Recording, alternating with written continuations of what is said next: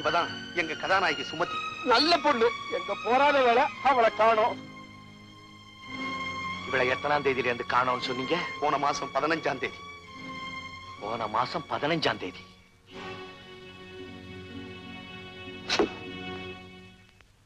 ஐயா, உங்க மேல தப்பு இல்ல.